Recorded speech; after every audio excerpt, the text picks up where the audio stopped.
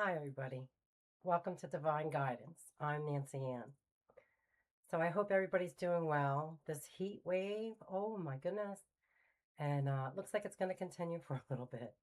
There's so much going on. Like I've said in other videos about Mother Mary's visions, what she showed me. It's happening everywhere. The floods have already started.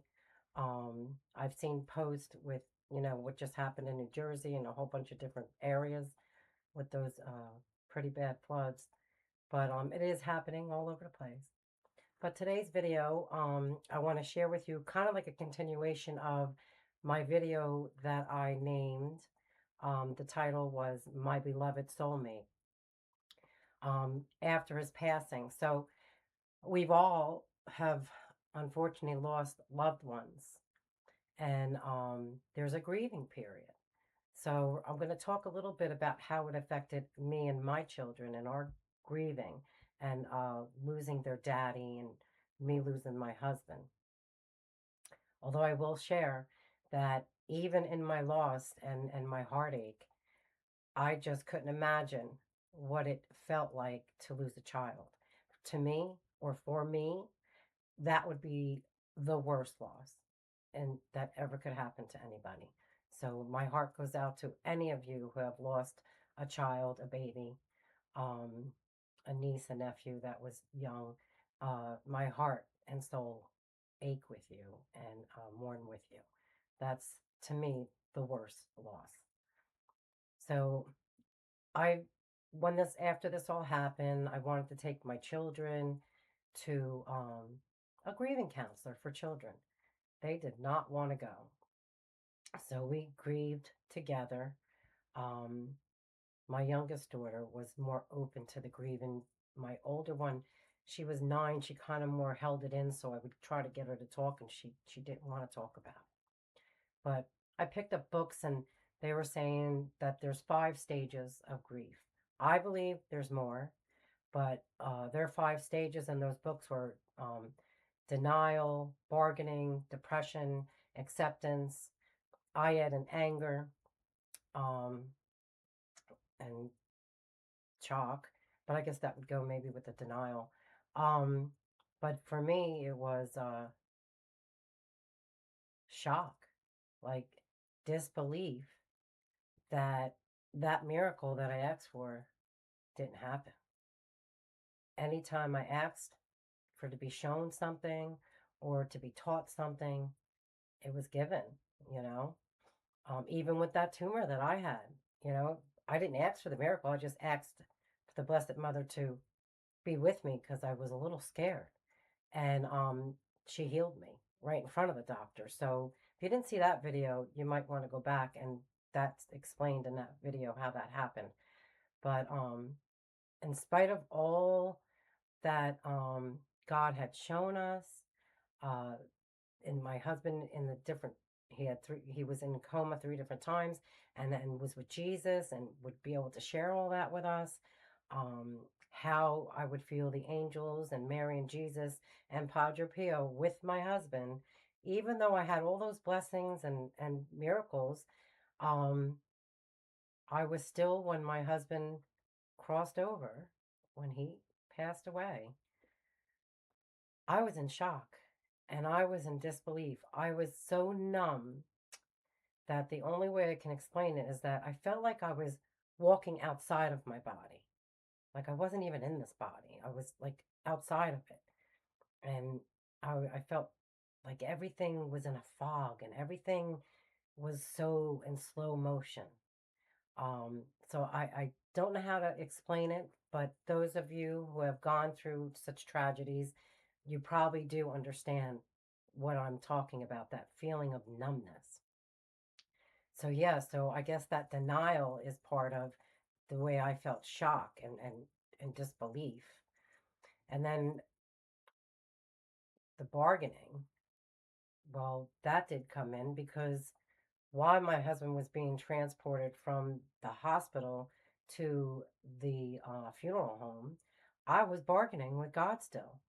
I was trying to make deals. So I'm sure you have gone through that too with the loss in the morning. Um, your higher power. I call my higher power for me is God. So I would say to God, you still have a chance. Let his body rise up awake at the funeral home and let it scare the crap out of the funeral director, you know? I'm not making it a joke out of it, but yeah, that would be big news, right? And then that didn't happen. And I just kept bargaining, bargaining, bargaining. And during that time, I had, in that last video, I had explained how on the day of my husband's funeral, the burial day, um, he had called me that later on that afternoon after everything was done. And I got to talk to him on the phone for that brief second, maybe 2 seconds. So he did, because we always said if one died before the other, we would communicate somehow. And he did. And of course, having the gifts that I have, he has come to me. He came to me during that time. And I will share that I was crying, heartbroken, so confused, not understanding why him. He was a good person. Um, and he had these beautiful daughters he loved so much. He was a good dad. Like, why take this man? And not understanding because I didn't even know about soul contracts then and how we plan our lives out. But the grief, grieving is the worst, right? Um, just laying there in bed, not wanting to get up, but having to function because I had these two little girls who needed my love and support for their own grieving. They had a different type of pain. This was their daddy, you know? So it was rough. It was a really tough time. And then the Blessed Mother did come to me and she took me. So I had that outer body experience with her. And she brought me to a place in heaven, which was kind of like, well, it was beautiful. And I guess it's what my my creative mind would dream of in that area. But it was in a specific area in that realm, in that dimension. And there was a statue of her and she showed me it come alive.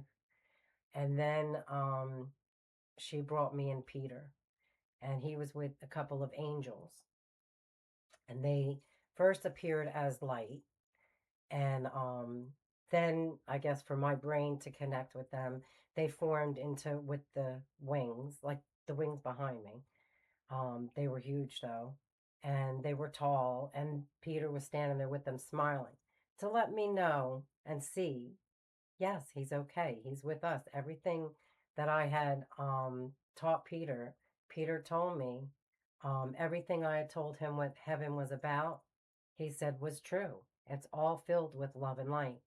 And what I shared with him was true, and there's no fear and there's nothing to be afraid of. So yes, were they blessings? Does everyone get that? No. And I did understand that then, but I held on to the anger of being mad and yelling at God and yelling at Jesus and telling Mother Mary how disappointed I am in her. I was like that child of God that became um like a spoiled brat. Like I was mad. I was so angry and so hurt. The pain was just so excruciating. Um, and I know they were carrying me through it. I know that the angels were there. I know that Jesus was carrying me. Like that saying, footprints in the sand, it's only one set, but Jesus was carrying you through this, walking through the sand. And then, acceptance from, well, depression, yeah, the deep sadness, the pain. You go through that for it's quite a process. It's not a short process. It's quite a process. And then I was told that there was a group for widows. So I was reluctant to go because I was so young. I was only 35, 36. And my kids didn't want to go to the therapist counselor that was for children who are mourning a loved one, right? Their parents. They didn't want to go to that. So I thought, well, maybe this will help me help them more because the books weren't. These book I bought all these. I had people giving me books. I bought books. They were not helping me because I was like, they don't get it. They must not have lost a loved one. I was so fresh about everything, and so I did. I reluctant went to this group. Well, I was the youngest one there, as expected, right? Well, all it did was kind of break my heart being there because they were all elderly in their late 70s, early 80s, or even late 80s. And they were men and women that were widowed. And my heart went out for them because they were with their spouses even longer than I got to be with. But what I would tell them is like, no, you don't get it. I'm not young enough to have a fresh start. I just lost my soulmate, my husband, the father of my children. You got to raise your children with your spouses, with their dads or their moms. I'm never going to have that chance. So it made me more angry being there because they looked at me like, and I know they didn't mean it to be hurtful. They were trying to make me have a more better outlook on it, right?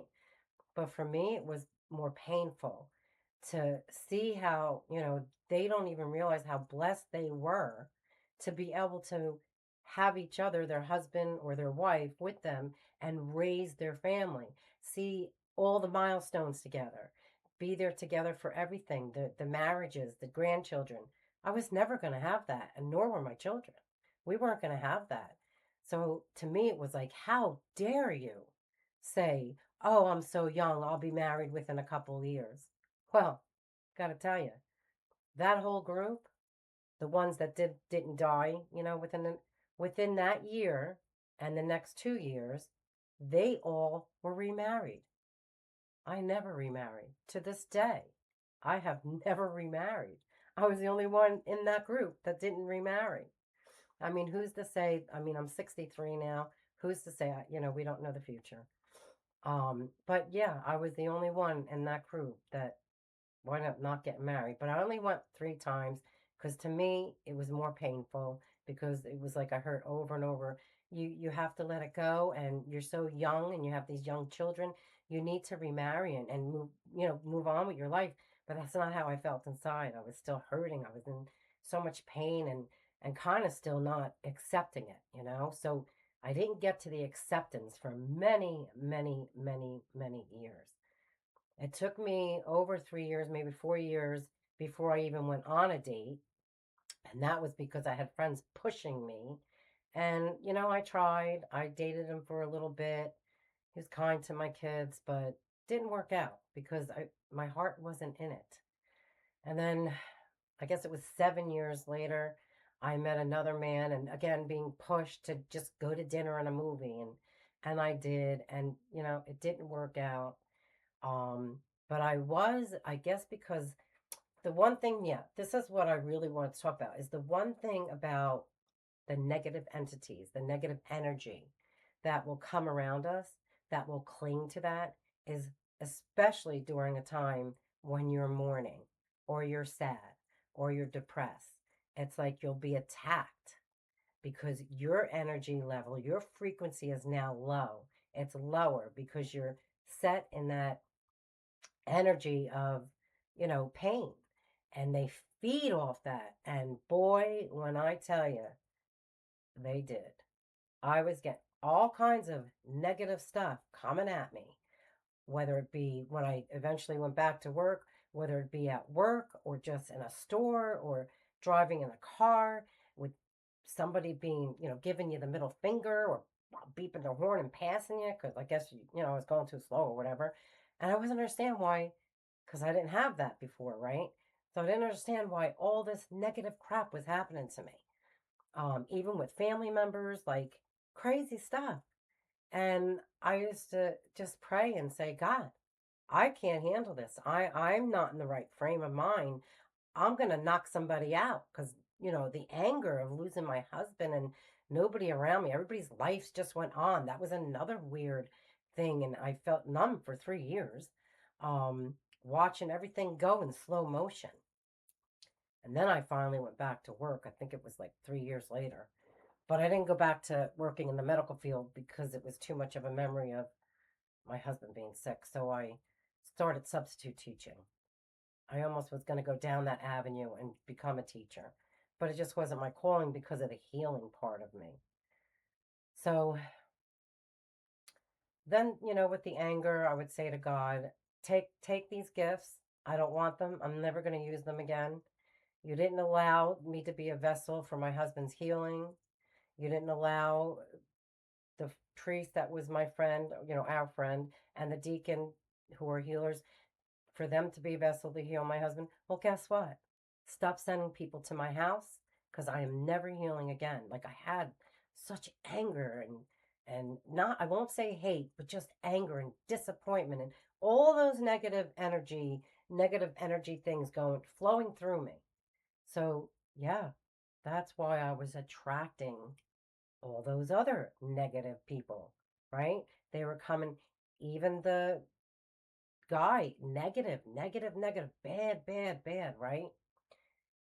And then a part of me also with that person saw that he had a soul. You see the light through their eyes, you see the soul, and you feel like, well, you're a healer, right? God uses you as a vessel to heal. He just needs to be healed. I can help him. No, not when you yourself are feeling all this negative stuff. You got to heal yourself first. So needless to say, got out of that crazy stuff happened there. Got out of that, and then I got very very sick.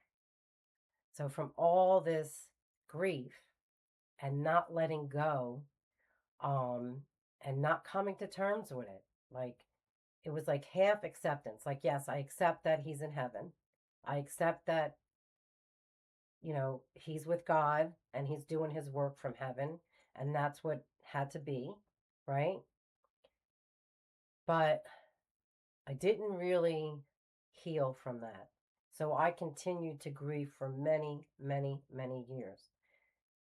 The last job that I had in a hospital, I think I might have been there 4 years. I started getting sicker and sicker and sicker. And did I see things in hospitals with my gifts? Oh, yeah.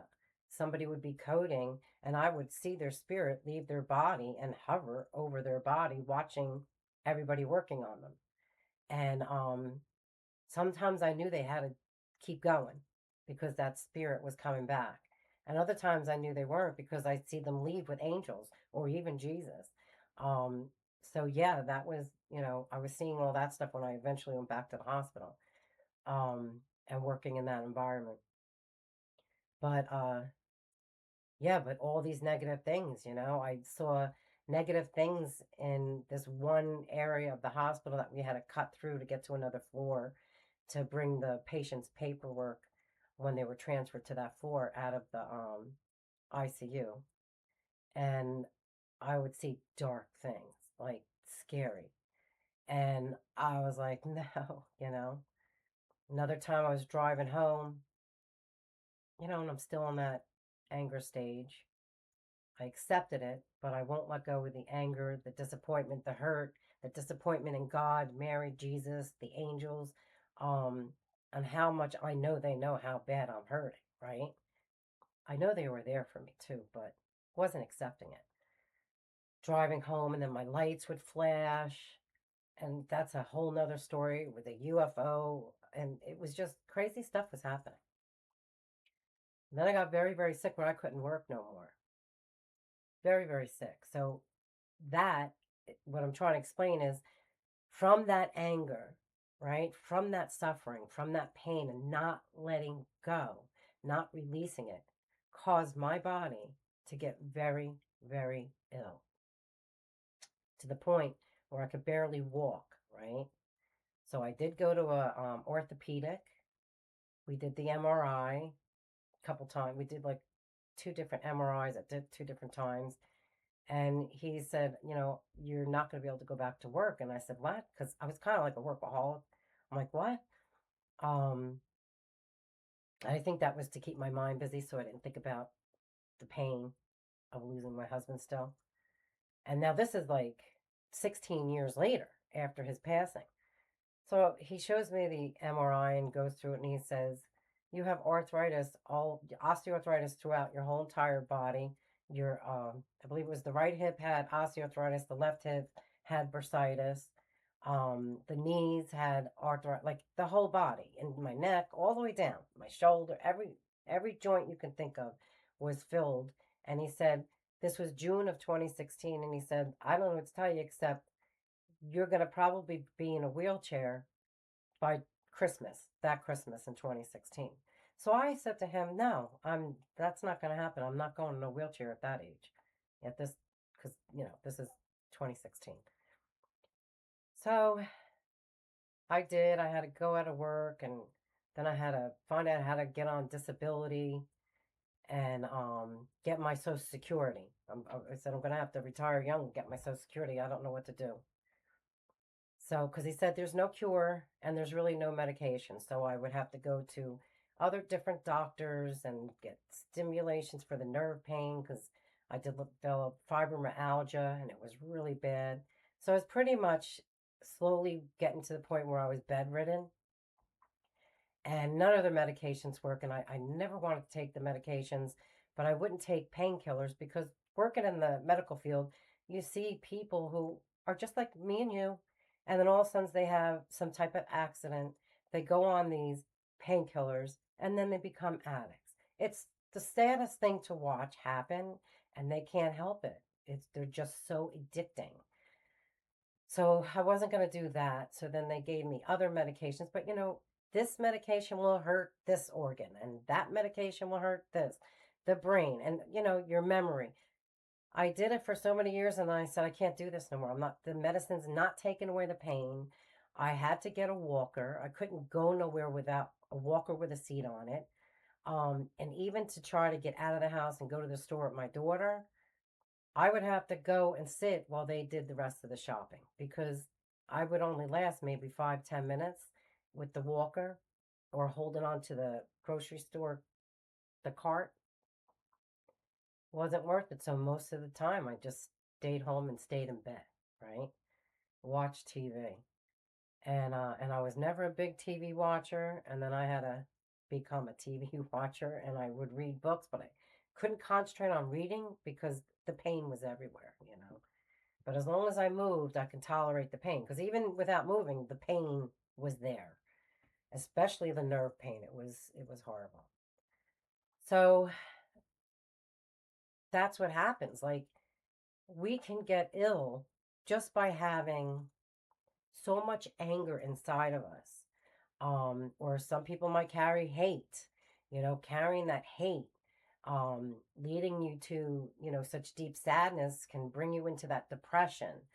And that negative energy will just keep, grabbing at you, coming at you and feeding off you. These negative entities, they feed off that. That's how, like we eat food, they eat the negative energy and that keeps them going. We don't want to do that. But in another video, I'm going to share what I did to heal, like what happened and how I came about to heal. But for now, I just wanted to, you know, talk about the stages of grief because I know in all the books we see, there's only 5 stages: the denial, the bargaining, the depression, the acceptance, and I include anger. But there's so much more to it. There's so much more that your entire, not just your mind, not just your heart and your soul, but your entire being, your physical body and your emotional body are all connected to your soul. And when you're hurting and in so much pain, you become ill. And your illness could be in so many different forms. It could come in cancer. You can develop not just osteoarthritis, but other arthritis. You can have liver problems, pancreatitis, so many different things, gallbladders, so many different things. Once you have all that negative energy inside you, affects all of our body, the cells, and every organ we have. So it's not just the mind that it affects your whole being. So I just wanted to do that, this video explaining the stages, how I went through it, because again, going through grief is different for each and every single one of us because we're all different. So everybody handles grief differently. And nobody should ever judge anybody anyway, but especially the way they grieve because it's different for every single one of us. Every being is different. So what they go through is different. You, me, and one person might be grieving the same, and then that person is different. They're grieving and it comes in different orders. It doesn't have to be like the way they line the five stages. Well, you might not be in the first stage. You might actually start in the last stage. You know what I mean? And go back and forth and back and forth. And those stages, you do go back and forth. So just because they say, oh, you already went through the denial, the shock, the disbelief, no, that can come back again. Even if you've gone through all those, you could go right back to that again. It's like a roller coaster. It's like being on a ride that you don't want to be on, but you can't get off. You don't know how to get off it. So you keep doing the roller coaster, you know? So be patient with people who have lost loved ones, especially those who have lost children. You know, be their earth angel, comfort them, guide them, help them, be kind to them, and be kind to people that are outside in the world because you just don't know what they're just gone through, or what they're going through. Send out the love.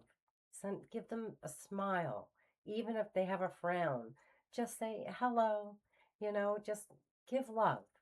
Breathe love to the world. Um, and that's what I'm here to do, to share my heart and my stories, to give you love and hope that, yeah, you can get through this. Do you feel it right now? If it's just starting for you? Absolutely not. And I know because I've been there. And it took me a long time to get here to where I am right now. Very long time. Okay. So that's it for now, everybody. I hope that I help somebody out there with these stages of grief. And if you're going through this, my heart and soul, I pray for you to heal. Take your time, and whatever you're doing, know that you're doing it right. There's no wrong or right. You're doing it the way you're supposed to. And I send you all my love from my heart and soul. Namaste, beautiful souls. Until next time, have a wonderful week. Bye. And thank you for watching. And don't forget to hit the subscribe button, please. It helps my channel reach everybody. All right. God bless you all. Bye bye.